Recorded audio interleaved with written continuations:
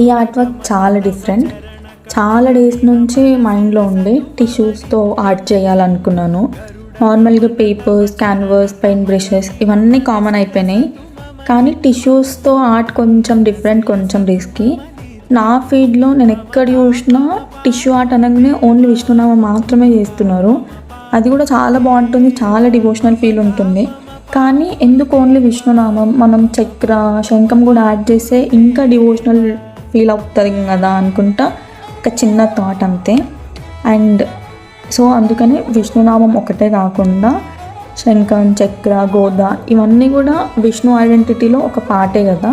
So అందుకే సెంటర్లో నామం, లెఫ్ట్ సైడ్ చక్రం, రైట్ సైడ్ ఏమో శంఖం యాడ్ చేయాలనుకున్నాను. సో అలా ట్రై చేసినాను. బ్యాక్గ్రౌండ్లో బ్లాక్ కలర్ మీద ఫోకస్ చేసిన, ఎందుకంటే మనం చూసేసుకునేది టిష్యూస్ కాబట్టి. ఈ ఆర్ట్ వర్క్ 10 to 20 minutes అయిపోయే వర్క్ అయితే అస్సలు కాదు.